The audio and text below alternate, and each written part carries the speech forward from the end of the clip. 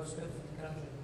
To showcase not only the fauna and flora, but the infrastructure capability of the country in South Africa. But I think what is, in our case, South Africa receives the largest investment globally on the continent. South Africa is also the largest investor into the continent. What we've done is that government's focus is now in improving the investment climate in terms of improving the regulatory and administrative barriers. And we've created industrial development zones. We've created 3 industrial development zones in different parts of the country for light, medium, and heavy industries to fast track the permitting and facilitation processes for investors depending on where they want to locate in the country. But we're also going on to, in the term of the new growth parties, to put in more emphasis on infrastructure on the other areas, because what we want is a geographical spread of investment, so there's less unemployment in certain areas. So that is a policy that we are developing currently, so that we have a more even spread of investment in the country. South Africa is a broad industrial base. So there are many sectors. There are quite a number of advanced sectors that we can talk about in investment, but also in the services area. Because today what we find, and what we were finding in the last 10 to 15 years, that manufacturing is in decline, but the services industry was creating the largest number of jobs, and precisely on the World Cup. Tourism was a major sector, and it can continue to be, in terms of the WAF, you see last week, the WAF in Africa, tourism was highlighted as one of the biggest potential for job creation and investment on the continent, but also in the services area. So beyond the traditional and what we said about the labor-intensive industries, the focus on job creation, we're also moving into a knowledge-based economy on the services side. So, I mean, it's a pretty broad spread of capability of industrial sectors in South Africa that we can talk about, depending on what is the investors' requirements, because you find that multinationals that set up shop in the global crisis, such as Procter & Gamble and Nestle, they set up shop in South Africa because of the size of the domestic market and the capability to swing over into Africa for a bigger size of the market. So it depends on the entry points or strategies of multinationals that we can talk about, but it's significant. You have capabilities in terms of the technology space and a number of industrial sectors in the country that we can talk about. Now, of course, tourism is incredibly important to Mauritius as well. But you've almost got 1 million tourists up there. What, last year might be your 1 millionth one. If I manage to get there this year, but you know, so you're first in Africa in terms of ease of doing business. You're 20th globally. You've got some great figures to put out there. There must be a few challenges out there in terms of how do you get that extra dollar in there. Absolutely. The way we look at it, I don't think for us attracting investment is a problem. Attracting, FDI is a problem. In fact, last year, just to tell you some figures, we have been able to attract 50% more than last year. And for a small country like Mauritius, you would get 85 people started for just twice what the last is there. But the challenges to me, the way I look at it, is elsewhere. I think what we always, I have a tendency to say in French, on a la mémoire de vos hôtes. I think we have to, I never understood the president, we have a short, we have a tendency to get short memory, right? We should first of all, number one, try to draw the essence, major essence of what has happened in the first decade of this century, and what, and this is economic and financial and economic crisis. And second, which we tend to forget, is what has been the major natural catastrophe which have affected all around the globe. It has not protected any region. Now, from there, therefore, what the challenges been? First of all, even now, if you look at it, nobody can give you, right, for sure, a perfect prediction that this is going to be the uniform. What we have seen, what has happened in the US and Europe, is exactly the opposite which has happened in Asia. The whole of Africa in the system not only has been extremely resilient, but with great admiration, we will say that in many countries, have attained double-digit growth, which is really exceptional. And the other thing which will be certainly a challenge is going to be the food security, right? And these are things, and to close it also, the other challenge will be the energy. What is going to happen to oil prices? What is going to happen to renewable energy? How are we going to fit it in our economic system? So to conclude, I would say, therefore, Chair, I think insofar as we concern, one of the running for Yola is to be able to continue in regional cooperation and regional integration. This is going to be the key to success if we want certainly to gain the battle of this decade, which is just started. And it's not just one country winning, it's indeed a big win for all of Africa. I have to leave it there. It's a nice optimistic note to end on, but again, it just shows that part of the challenge is, and I think I've heard it reflected from all of you, really working closer together. And already some tremendous work has been put in place, and well done to all of you, and I wish you the very best of luck with that. Thank you so much. Big thanks to our panel here.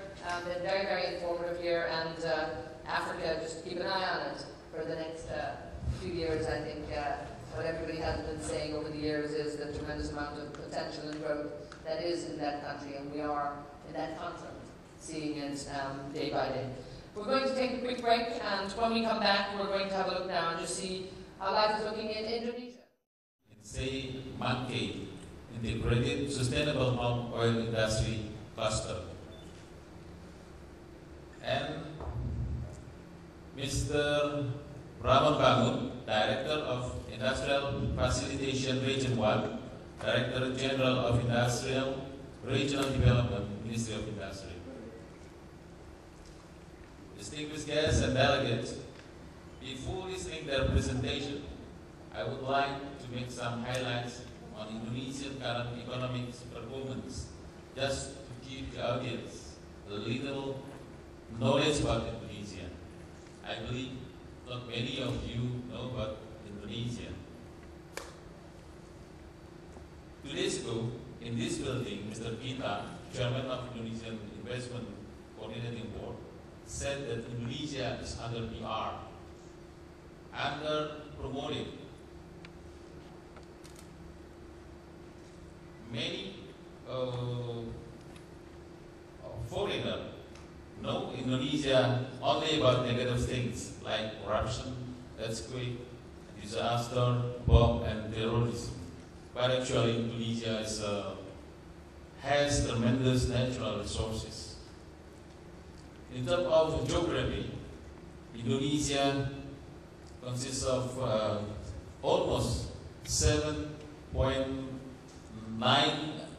million square kilometers, and then the demography, the population of Indonesia, 240 million people, and we have 300 different languages.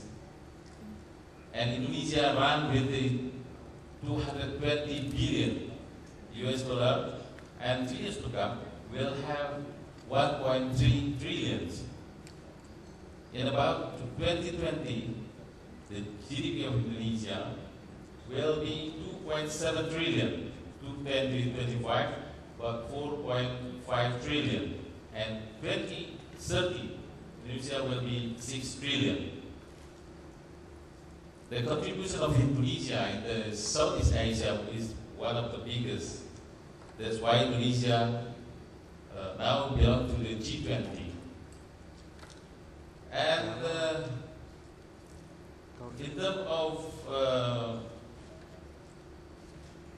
natural resources, we were blessed by the reach of natural resources, like, for example, Indonesia, one of the largest production of the geothermal.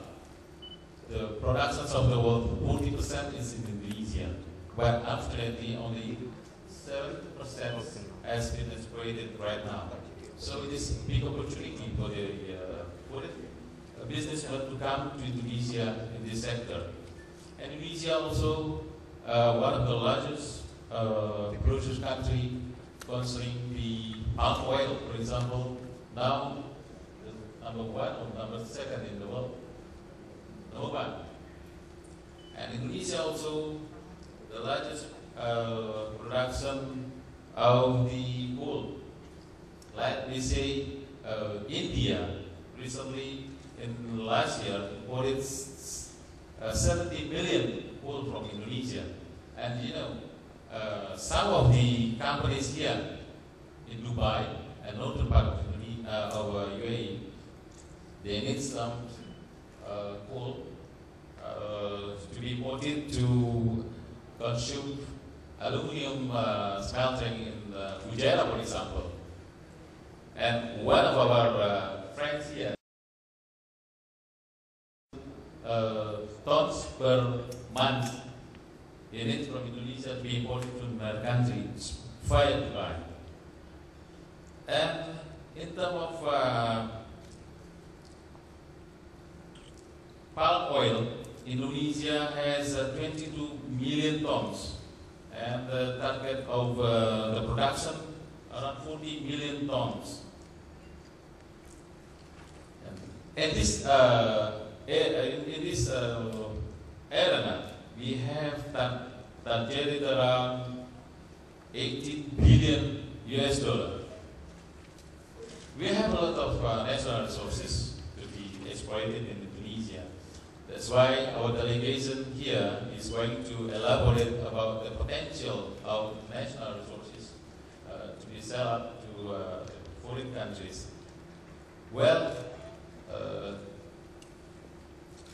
I don't want to spend a lot of time for this term. Now I invite Dr. Didi to elaborate this presentation. Mr. Didi, the floor is yours. Thank you, Mr. Chairman, ladies and gentlemen. Good afternoon, and it is my great pleasure to stand before you to share our experience and information regarding the investment on the oil palm in Indonesia.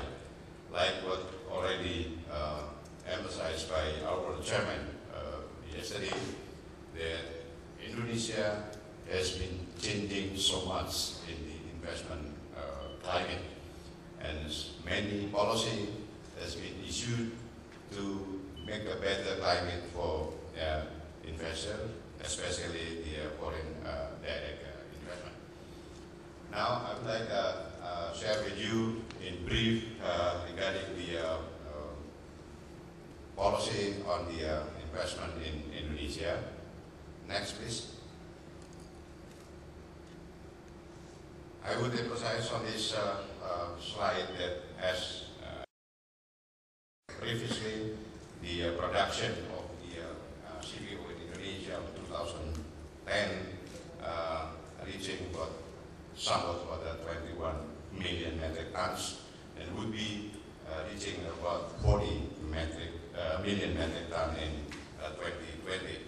Many investment policies that we already made some revision in the upstream, that we do have land rights holding for 95 years of cultivation right, and then the 80 years of building rights and 70 years of land use right, or land usage rights. And the immigration also making some changing by providing investor and foreign workers easy process and fast service in the immigration matters. And also the fiscal incentive, there are many, and among them exemption or deduction of income taxes.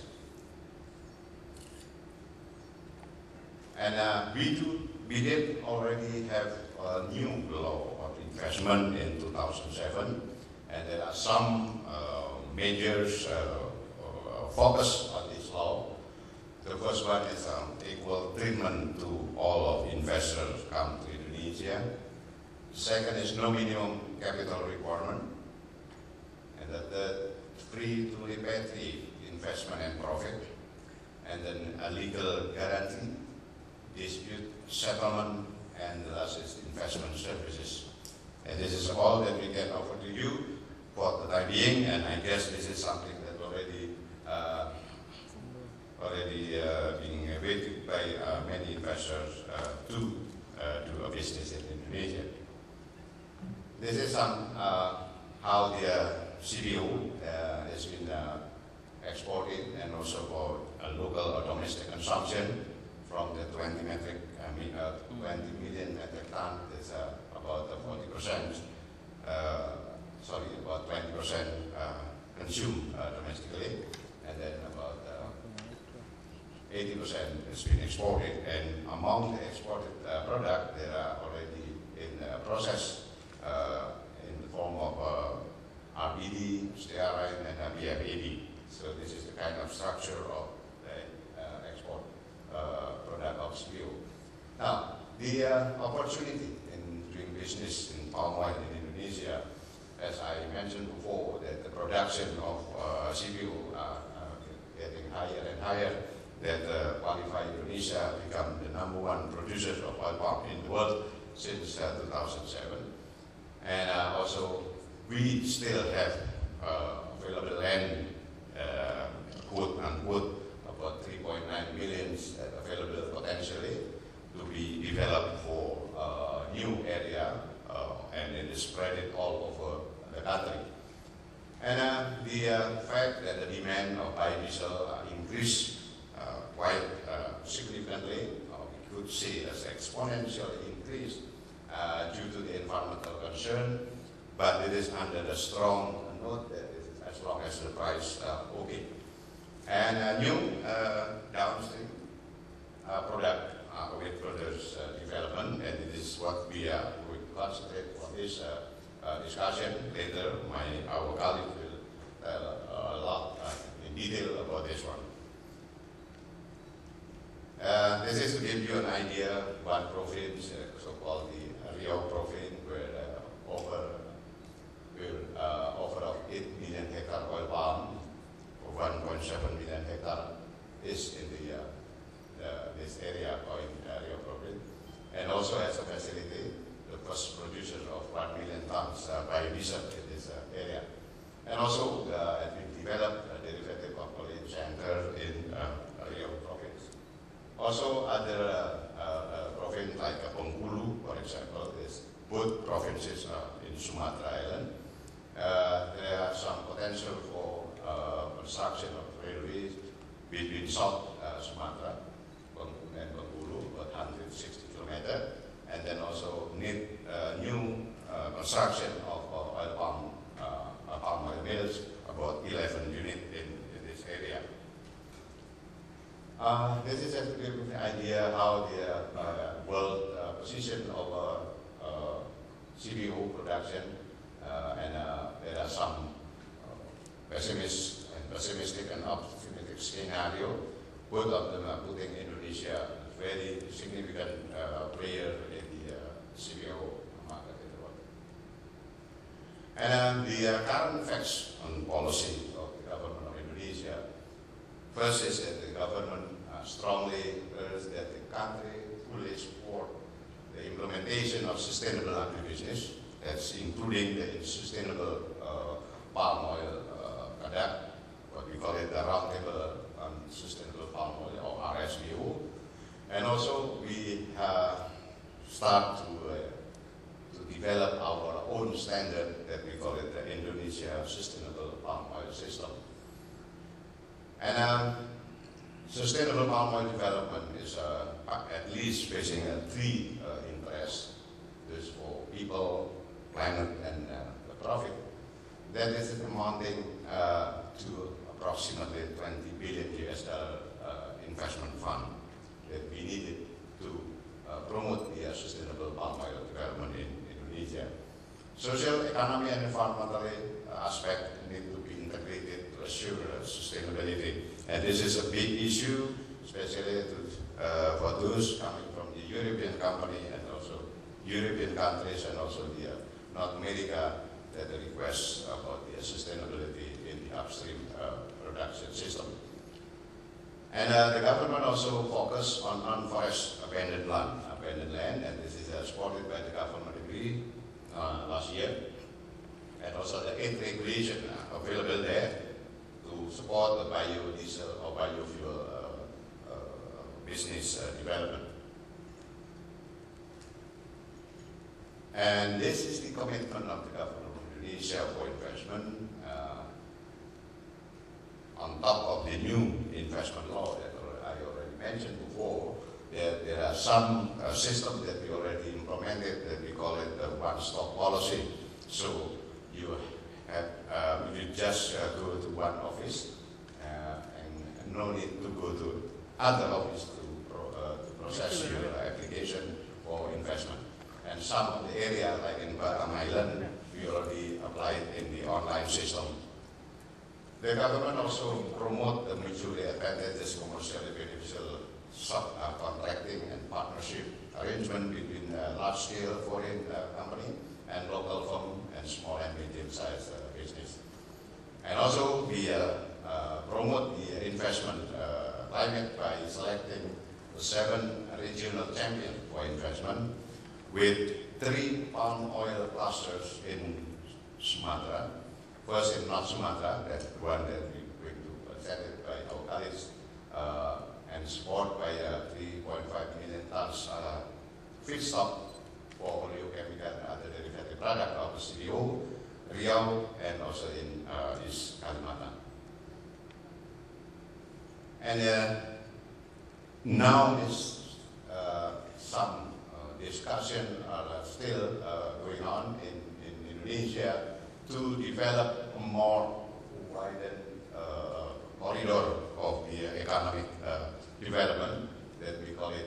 This is the Sumatra corridor, and actually this is based on the oil palm product from the north to the south. And you may see in this map how the sheltered area has been pushed to be international hub for air transport, or also for the port to distribute the agribusiness of the plantation, like CBO and rubber produced in this area.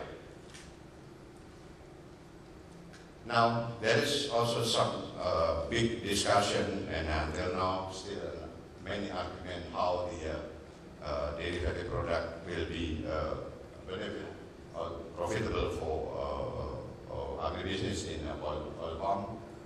One of them is biodiesel.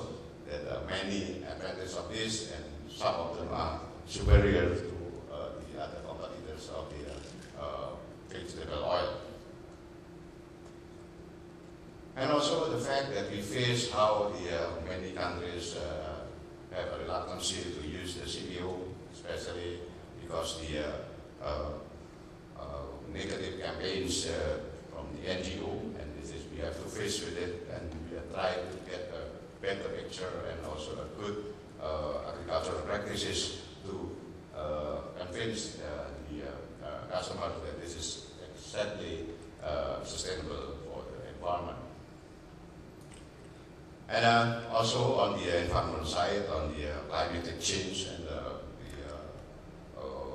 emission of carbon dioxide and anything that related to the use of land for agriculture. We are moving forward to give many proof as possible to see that there is something that the positive effect of the oil palm to the environment. And I guess this is a future development of oil palm in Indonesia will be through the intensification that we can double the production without any addition of our land, and also the high value downstream product, something like a beta-carotene, red cooking oil, bulk surfactant, and also the baking shortening. And this is to give you an idea, some product that could be developed in some area, especially in the industrial cluster. One of them will be presented about later. Many products from the downstream processing, palm drying and baking shortening, and also biosurfactant. Thank you very much, ladies and gentlemen, and we're glad that on discussion there are some questions or whatever that you need to be answered by one of us. Thank you very much. Assalamualaikum warahmatullahi wabarakatuh. Thank you, Mr. Didi, for your excellent presentations. You have talked about the one-stop policy, about the potential area, and mostly you mentioned in Sumatra. But we know also in some area like in Borneo, we have also the reach of the productions of palm oil over there, and also some in Java Islands. Well, for the question and answer will proceed later after all the speakers elaborate their presentation. Now I invite Mr. Haryanto, Director for International Industry Cooperation for Region 1 from Ministry of Industry, Republic of Indonesia. The floor is yours. Excellencies, our Consul General in Dubai, distinguished ladies and gentlemen, distinguished guests and gentlemen, Assalamualaikum warahmatullahi wabarakatuh. Good afternoon. It is a great pleasure for me to be here among you all in this occasion. Allow me to very outset welcome participants of Indonesian Focus Forum here in order to present our industrial policy to the world. Today I am delivering presentation on behalf of the my Director General because one other things he could not come to Dubai because he have a very tight schedule in Indonesia. Ladies and gentlemen, taking this opportunity now, let me first give you a brief explanation regarding past performance of the industrial sector in Indonesia. In fact,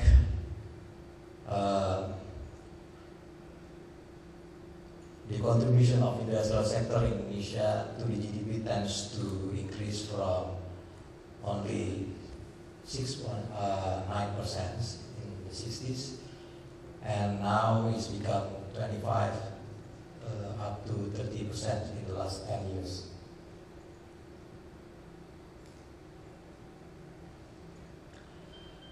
A change also occurred within the structure of manufacturing industry itself. The role of food, beverages, and tobacco sector are still a majority now in Indonesia. Moreover, transportation equipment, machinery, equipment subsector roles are significantly increased in the last decade. Those two sectors increased along with the fertilizer, chemical, and rubber goods contribute up to 75%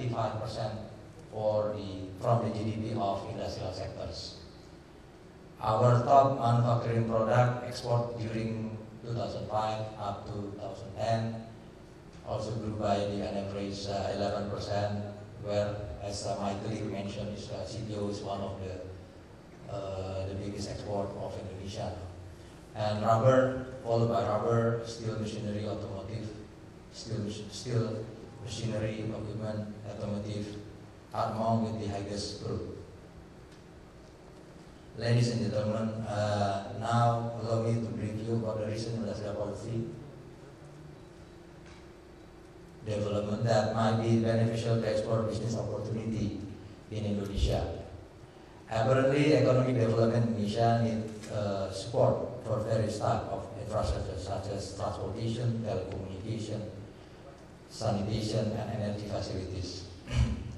Transportation infrastructure is the backbone of the production process, and it will facilitate the mobility of the people and distribution of commodity and export. Other facilities and infrastructure needs such as telecommunication, electricity, and water are also important elements in the process of production of economic sectors such as trade, industry, and agriculture. Ladies and gentlemen,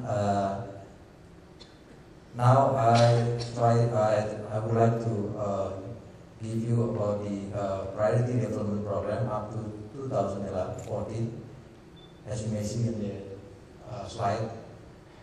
First, Indonesia has determined a priority industry. Those are ICT industries, transportation industries, agro industries, manufacturing-based industries, small medium industries, and creative industries. Secondly, Indonesia has enacted the so-called regional core competence in manufacturing industry development, and the provinces that are being promoted are, as I mentioned by my colleague that the crude palm oil downstream industry in Semangke. Then the next speaker also will describe detail about Semangke from North Sumatra, Dumai, Kuala Enong in Riau, Malo in the province of East Kalimantan. And next is oil and gas industry in Gresik and Tuban, East Java, Bontang, East Kalimantan, Cilegon, Banten, and Tangguh, West Papua. For the steel industries, the government has decided Batu Licin is one of the province in South Kalimantan. Nickel industry in Sorako in the province of South Sulawesi. Aluminium industry in Menpewah, West Kalimantan, and Kuala Tanjung in North Sumatra. Shipbuilding industry in Karimun, Riau Island, and Lamongan, East Java. And followed by the rubber, cocoa, and seaweed downstream industry in several provinces from Sumatra, Kalimantan, up to the eastern part of Indonesia. Ladies and gentlemen, now allow me to give you an explanation about the improving of business climate in Indonesia. The government of Indonesia has decided industries are entitled for incentive, and those industries are: one is high priority industries, including national priority industry, regional priority industry, regional core competency industry that I have mentioned to you. Pioneer industries, industry in isolated region, industry which is in supporting R&D, industry is supporting infrastructure development, industry which is technology shifting, green industries, industry which is cooperating with small and medium enterprises, industry with high local content, or labor-intensive industries. Ladies and gentlemen, according to the government regulation number 62 in 2008, its investment incentive is offered to certain industries that you may take a look in the slide. Among others, that the food industries, textile, pulp, paper, and chemical. And then for certain industries in certain regions, such as this is before that I would like to elaborate a little bit. For instance, like for food industries, there's a seasoning, or the textile product, natural fiber integrated yarn into fabric. And for the certain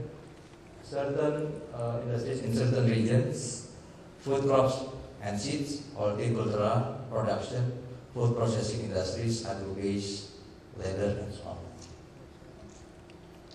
Ladies and gentlemen, for those industries that I've been mentioned, the government of Indonesia offers incentive as follows. One is